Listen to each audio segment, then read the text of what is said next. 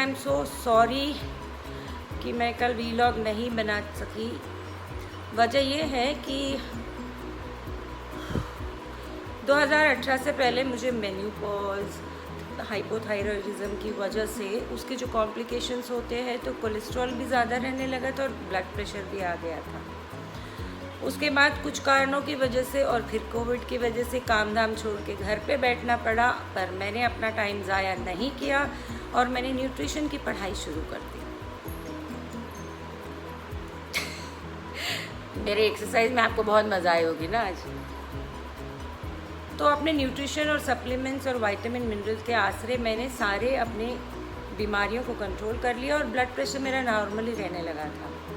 मतलब 20-21 तक नॉर्मल था पूरी तरह। 1 साल तक जब आपका ब्लड प्रेशर नॉर्मल होता है तो डॉक्टर्स आपका मेडिसिन ऑफ कर देते हैं, वही मैंने किया। जनवरी से आप लोग जानते ही हैं, कुछ पर्सनल रीजंस और ट्रेजेडीज़ की वजह से मैं अक्सर टेंशन में रहने लगी। मैं ज़्यादा एक्सप्रेसिव हूँ नहीं, मतलब बहुत जल्दी रो नहीं पाती, ऐसी बहुत सारी चीज़ों की वजह से। पिछले ट्यूसडे को अचानक मैंने पाया कि मुझे ठीक नहीं लग रहा है, तो मैंने सोचा चेस्ट कंजेशन है। Yes, doctors are bad patients. और मैंने चलो म्यूसिनेक्स मंगाते, ले लेते, ठीक लगेगा, पर अच्छा नहीं लग रहा था मुझे। ये देखिए बेलीला, आप भी चाहते हो? So, sorry for this beautiful interference. तो खैर जब नेक्स्ट डे मुझे थोड़ा दिमाग चला और मैंने ब्लड प्रेशर चेक किया अपना, तो वो 140-150 ऊपर ही जा रहा था। अगर वक्त ही पे मैं वो दवाइयाँ जो हमेशा पास रखती मैं लेती नहीं, तो शायद उसी रात मुझे स्ट्रोक होता है या उस रात को मैं हार्ट अटैक से भी मर सकती। तो ये होता है छोटी सी नेग्लिजेंस का बड़ा लेसन, जो अब 1 हफ्ता हो गया। मेरा बीपी तो ठीक रह रहा है, but the medicine always have a side effect. थोड़ा डर लगता है, सिर्फ सो जाओ। तो आप लोग बोलते होंगे, अरे यार मैम आप तो हमें हेल्थ के लेसन दे देती हो, ये दे देती हो, खुद का ख्याल नहीं रखती। देखिए, इमोशनल एक्सटर्नल एनवायरनमेंट से जो आपको स्ट्रेस आता है, मैंने नॉर्मल ज़िंदगी की तरह वो मैनेज किया, यानी कि योगा किया। योगा थोड़ा कम हो गया पिछले 3-4 महीने, पर एक्सरसाइज मैंने दूसरे ही महीने शुरू कर दी थी। मेरी क्रिया प्राणायाम मैं रेगुलर करती हूँ, मेडिटेशन रेगुलर करती हूँ, पर वो एक शायद नॉर्मल इंसान की ज़िंदगी में जब आपके सर्कमस्टांसेस नॉर्मल ना होते हुए थोड़े इमोशनली आपके लिए सदमे में ले जाते हैं आपको, तो आपको बहुत ज़्यादा मेरे ख्याल से स्ट्रेस मैनेजमेंट की आवश्यकता है। और इसी के बारे में हम बात करेंगे। मैं नहा धो के फ्रेश हो जाऊँ, थोड़ा क्रिया ध्यान कर लूँ, फिर हम बात करेंगे management of hypertension, specially when the stress is on the rise. मिलते हैं थोड़ी देर। दोस्तों, मेरा सारा रूटीन ख़त्म हो चुका है और वीलॉग के लिए मैं साड़ी नहीं पहनती। मैं ये बताना चाहती थी खैर कि इतनी गर्मी आज मुंबई में, लिटरली 38 टेम्परेचर था। और समर्स में क्या पहनना चाहिए? कॉटन। ये बहुत पुरानी साड़ी है, बहुत से लोग पहचानेंगे। ये देखिए, और ये जो है ना स्टैंड कॉलर का फैशन भी बहुत पुराना है। तो 70s-80s का लुक आज मैंने खड़ा किया है, और वो इसलिए क्योंकि मैं रील्स बनाती हूँ शाम को। शाम हो चुकी है, आज बहुत लेट हो गया मुझे रूटीन करते करते। तो आज हम बात करेंगे मेरा फेवरेट कॉर्नर। फिर एक बार देख लीजिए, आई लव दिस कॉर्नर। तो कैंडल भी जला ही देते हैं, राइट? तो आज हम बात करेंगे मैनेजमेंट ऑफ हाइपरटेंशन। खुद को दोबारा हो गया ना, तो सोचा चलो बता ही दूँ। मैं हमेशा जब भी बात करती तो थोड़े मोटे पॉइंट्स भी लिख के रख देती हूँ, ताकि ऐसा ना हो कि मैं कोई इम्पोर्टेंट चीज़ आपको बोलना भूल जाऊँ। तो अक्सर ऐसा होता है कि हमारी जो लाइफस्टाइल डिसऑर्डर्स होती है, जैसे डायबिटीज़ या मुझे हाइपोथायरॉयडिज्म, ये लाइफस्टाइल नहीं, ये आपको जेनेटिक आ जाता है। तो मेरी मदर को है तो मुझे भी आ गया। लेकिन ऐसे जब क्रॉनिक आपको डिसऑर्डर्स होते हैं जो क्योर नहीं हो पाते हैं, तो वो साथ ही में ले आते हैं हाई ब्लड प्रेशर और हाई कोलेस्ट्रॉल। तो ज़रूरी नहीं कि आप बहुत ज़्यादा मोटे हो या पतले हो और ऐसे हो, उससे कोई संबंध नहीं होता, पर वो एक चीज़ हर दूसरी चीज़ को छेड़ती रहती है। देखिए कितना पसीना आ रहा है, 38 का मतलब। और आपको खानी चाहिए डार्क चॉकलेट, मैंने वो भी खानी बंद कर दी थी। 80 to 90% वाली डार्क चॉकलेट आती है, और आप उसको लाइए, उसको जो है बटर में डाल के पिघा ले। यस, बटर आपका ब्लड प्रेशर नहीं बढ़ाता, तो बटर में डाल के उसको मेल्ट कीजिए, उसमें स्टीविया पाउडर डालिए या ग्रीन स्टीविया यानी तुलसी मीठा जिसे बोलते हैं वो डालिए, थोड़ा मीठा करिए। उसमें थोड़े फ्लैक्स सीड्स डालिए, मिक्स सीड्स जिसमें ओमेगा फैटी एसिड्स होते हैं जो आपके कोलेस्ट्रॉल को कम करता है, उसमें डालिए और उसको पापड़ी की तरह मस्त सूखने दीजिए और काट उसको फ्रिज में रखिए। सूख जाएगा तो ब्लॉक्स बना के रखिए। मैं अगला एक छोटा सा वीडियो डाल दूंगी, मैं कल बनाऊंगी अपनी चॉकलेट्स जिसमें होंगी mix seeds of omega fatty acids जैसे flax seed, sunflower, pumpkin. Okay, और मैं बताती हूँ प्रक्रिया वो कैसे बनाना है। तो डार्क चॉकलेट आपको खाना है, वो एक ऐसा रिलैक्स वाला हार्मोन रिलीज करता है जिससे आपको हैप्पीनेस स्प्रेड होती है, ट्रिप्टोफैन रिलीज करता है। तो नॉर्मल ब्लड प्रेशर जो होता है वो 120/80 होता है, थोड़ा बहुत ऊपर नीचे चलता है। 139 से ऊपर अगर जाने लगा है तो वो ग्रेड 1 है। 150, ये मैं सिस्टोलिक की बात कर रही हूँ, अगर आपका हो रहा है तो वो ग्रेड 2 है। और अगर वो 180 सिस्टोलिक और 100 प्लस डायस्टोलिक हो जाता है तो आप हाइपरटेंसिव क्राइसिस में होते हैं, यानी कि आपको किसी भी समय स्ट्रोक हो सकता है या हार्ट अटैक हो सकता है या और भी बहुत कुछ हो सकता है, जैसे स्टेबल अनस्टेबल उसमें होता है। तो खैर हाइपरटेंशन की क्लास नहीं लेंगे हम। तो एक तरह का होता है जिसमें आपका जो एओर्टा होता है, जो लार्जेस्ट वेसल है यानी ब्लड सप्लाई करता है पूरे शरीर को, हार्ट को, वहाँ से जो निकलता है, तो वो एब्डोमेन वाले जोन पे आके बर्स्ट हो सकता है और आपकी तुरंत मौत हो सकती है। खैर मौत से कौन बच पाया है, फिर भी गाफिल नहीं होना चाहिए, यानी कि हमको अपना ख्याल रखना चाहिए। अब आप बोलेंगे मैम आप तो हमेशा सबको हेल्थ टिप्स देती है, ये करती है, एक्सरसाइज करती है, ऐसा करती है, वैसा करती है, फिर आपका कैसे बीपी हो गया? एक चीज़ है जो मैं अच्छी तरह से टैकल नहीं कर पाई, जो कि थोड़ा सा ह्यूमन डेली लाइफ स्ट्रेस से ज़्यादा था। घर का जो एक ट्रेजेडी हुआ है और जो इमोशनल कंटिन्यूस एक ट्रेजेडी चल रही थी, उसके कॉन्सिक्वेंस में भी बहुत सारी उदासी आप में होती है। धीरे धीरे मैंने कदम बढ़ना आगे शुरू कर दिया था, धीरे धीरे मैंने वीलॉग बनाना शुरू किया, एक्सरसाइज करना शुरू किया। पर अचानक पिछले हफ्ते, क्योंकि उसके पहले हफ्ते तक वो बढ़ते जा रहा था चीज़ें और मैं ज़्यादा चीज़ें शेयर करती नहीं लोगों से, तो लोग हमेशा ये सोचते हैं कि मैं परफेक्ट रहूँ, मैं फील ना करूँ और मुझे कैसे होता है ऑल दैट। अरे भाई हम डॉक्टर है, फिल्म मेकर है, जो भी है, इंसान भी तो है, दिल तो वही है सीने में जो आपके सीने में धड़कता है। तो अचानक मैंने देखा कि मुझे यहाँ से यहाँ अजीब सा हो रहा है। ना वो एसिडिटी थी, क्योंकि आप सब जानते हैं मैं 1 मील अ डे करती हूँ, ना मुझे ऐसा लगा शायद चेस्ट कंजेशन हुआ, क्योंकि उसके एक दिन पहले यानी कि सैटरडे शाम को मैं फुल मून रिकॉर्ड करने के चक्कर में वॉक भी कर रही थी, तो मैंने कहा पता नहीं पोल्यूशन होगा बाहर, तो मुझे ये कंजेशन हो गया है, doctors are very bad patients. दूसरे दिन मैंने जब बीपी एपरेटस घर पे था चेक किया, अचानक देखा तो 149 150 बढ़ता ही जा रहा था। तो कुछ देर मैंने मॉनिटर किया और उसके बाद तुरंत जो दवाइयाँ मुझे मेरी डॉक्टर पहले देती थी उन्हीं दवाइयों का कॉम्बिनेशन मंगाया, लिया, मगर 48 आवर्स लगा मेरे ब्लड प्रेशर को स्टेबलाइज होने में। तो हम बात करते हैं कि हाइपरटेंशन को कैसे मैनेज करें। पहले तो हाइपरटेंशन, तो सबसे पहले आपको रिफाइंड चीज़ें सब खाना बंद ही करना पड़ेगा। स्टॉपिंग स्मोकिंग, आपको एक्टिव रहना पड़ेगा, यानी कि दिमाग मत दौड़ाते रहो, खुद भी दौड़ लो थोड़ा। हाँ जिन लोगों का हाई ब्लड प्रेशर है उन लोगों को बहुत excessive high intensity cardio workout या हाई इंटेंसिटी वेट लिफ्टिंग नहीं करनी चाहिए। ओके, वेट अपना कंट्रोल में रखिए। मैंने यहाँ तक तो लाया 10 किलो, अब तो घटाना ही पड़ेगा। और आपको खाना चाहिए फ्रूट्स जैसे कि एप्पल, पियर्स, पोमेग्रेनेट, जिसमें B1 ज़्यादा हो। बी विटामिन हमेशा ज़रूरत है, विटामिन C हो, जिंक हो, मिनरल्स लीजिए, मिनरल का सप्लीमेंट लीजिए। और सबसे पहले आप अपने शेड्यूल को सिंप्लीफाई कर दीजिए। अगर उठते ही आपको एक प्रेशर होने लगता है, शिट ये काम करना है, वो काम करना है, रात में सोते भी वो होता है, तो आपको मैनेज करना पड़ेगा। पॉज करके थोड़ा टू डू लिस्ट बनानी चाहिए, short term to do list, long term to do list. ये जब हम अभ्यास करते हैं तो इतना स्ट्रेस नहीं होता।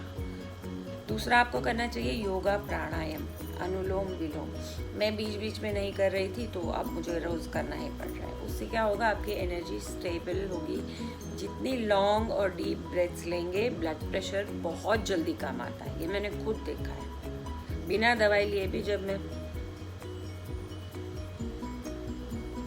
मतलब 5 के काउंट तक ऊपर 5 के काउंट तक नीचे, जब मैं ऐसे ब्रेथ ले रही थी तो 10 मिनट में मेरा प्रेशर नीचे पड़ रहा था। इसके बाद में एक्सरसाइज तो मैंने बता ही दिया है कैसे करनी है। योगा, मेडिटेशन मैं रोज़ करती हूँ। पहले 1 बार करती थी, अब 2 बार करने लगी।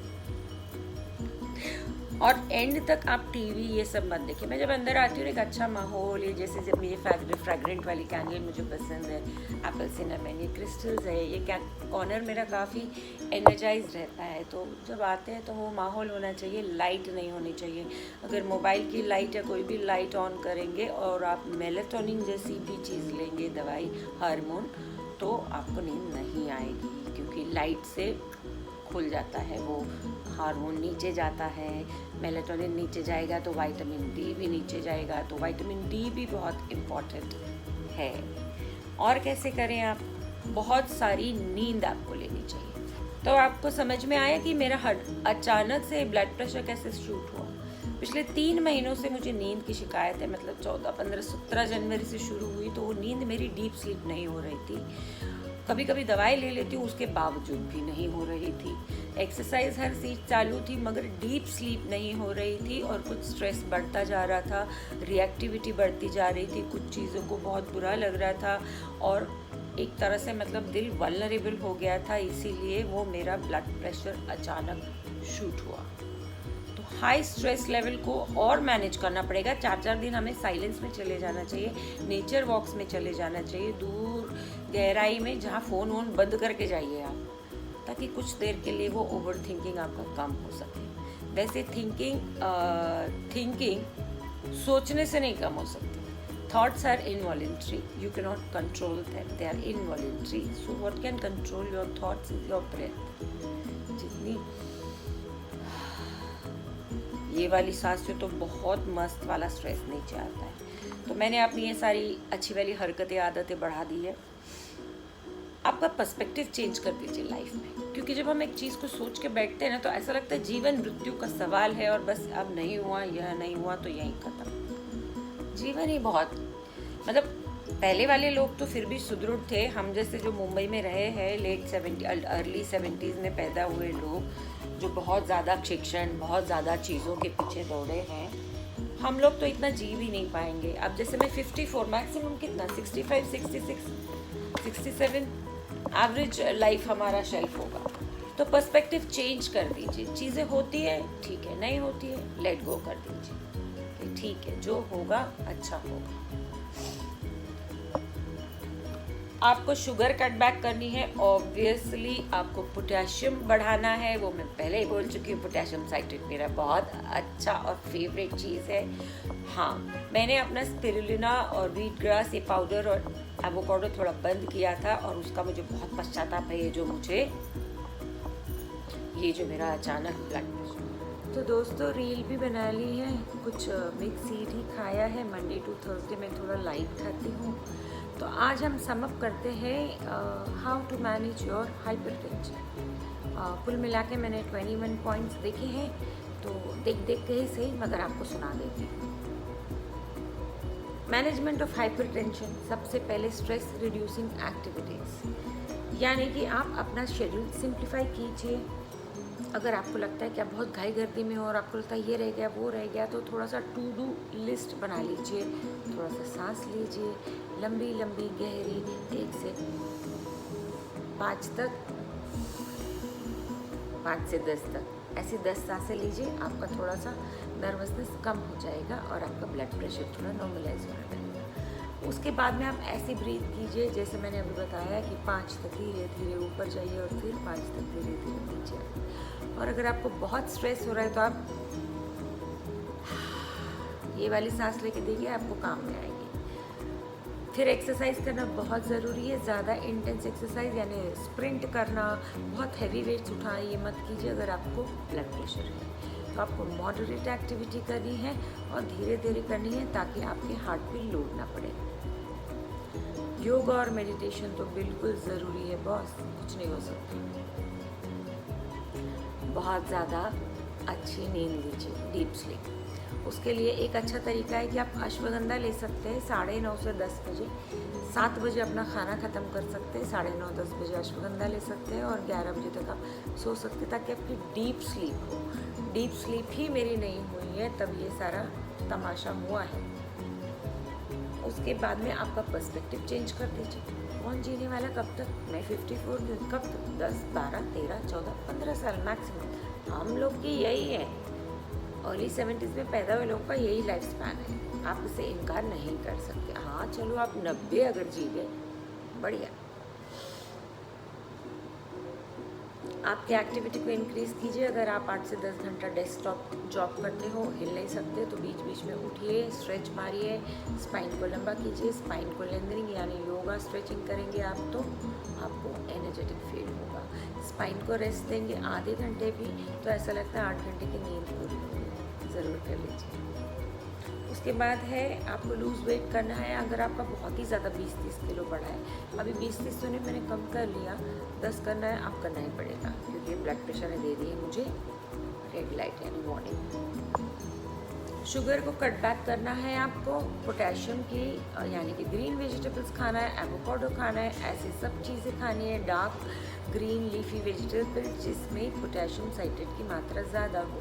अगर आप 8 से 10 कप रोज़ाना नहीं खा पाते हो तो पोटेशियम साइट्रेट की सप्लीमेंट आपको मिल जाती है अमेज़ॉन पे। ज़रूर ऑर्डर कीजिए। एक सप्लीमेंट 720 मिलीग्राम की है, 4700 मिलीग्राम हमारा डेली डोज है। तो 2 सुबह 2 शाम को खा लीजिए। अगर ग्रीन वेजिटेबल नहीं भी खाया तो कम से कम पोटेशियम तो मिल जाएगा। वो होता है आपको जो दिल की धड़कन ऐसे लगता है दिल मुंह में आ रहा है, वो बंद हो जाएगा। प्रोसेस फूड बिल्कुल मत खाइए। जो प्रोसेस होता है, रिफाइन होता है, पूरी भाजी ये वो बाहर, उसमें तो MSG भी होता है। बहुत सारा बदमाशी हो जाती है लाइफ में। वंस अ मंथ अपना डेली रखिए कि मैं 1 महीने में एक ही बार मैं खा लूँगा, ठीक है। उससे पहले अच्छे से फास्टिंग कर लीजिए ताकि आपके ग्लाइकोजन स्टोर्स खाली हो जाए। स्मोकिंग बिल्कुल बंद करनी है। डार्क चॉकलेट बिल्कुल खानी है। डार्क चॉकलेट को स्टीविया में मेल्ट करके कैसे मिक्स सीड के साथ बनाया जाता है वो मैं आपको अगले वीडियो में बताऊँगी। मेडिसिनल हर्ब्स, ऐसी बहुत सारी हर्ब्स होती है जो आपके ब्लड प्रेशर को लो कर सकती है। रिसर्च कीजिए और ले लीजिए। हर वक्त एलोपैथी की दवाई लेना अच्छा नहीं होता। वैसे लहसुन जो है ना, गार्लिक तो बहुत ही उम्दा, मतलब ऐसा इलाज है ना भाई, वो अस्थमा ठीक कर देता है। वो आपके बढ़ते हुए मेरे ज़्यादा नहीं है खैर, ग्रे हेयर को भी बचा देता है और आपके हार्ट के लिए, रेस्पिरेटरी सिस्टम के लिए सबसे अच्छा उपाय है। तो लहसुन लहसुन लहसुन हर चीज़ में, कच्चा पक्का भुना लहसुन खाइए। हाई प्रोटीन फूड खाइए। क्यों? क्योंकि इससे आपका इंसुलिन स्टेबलाइज होता है। जितना आप कार्बोहाइड्रेट्स लेंगे आपका इंसुलिन लो जाएगा, ऊपर जाएगा। शुगर ज़्यादा ले रहे हो तो एकदम हाई जाएगा, फिर एकदम लो जाएगा, डिप ऊपर नीचे। इसमें वज़न भी बढ़ेगा, तबीयत भी ख़राब होगी, सारे हार्मोन ऐसे तैसे हो जाएंगे। तो हाई प्रोटीन खाने से क्या होता है कि आपका इंसुलिन ज़्यादातर स्पाइक नहीं होता है। और हाई प्रोटीन 40 इयर्स की एज के बाद आपके लिए बहुत उपयोगी होता है क्योंकि protein is a body building item.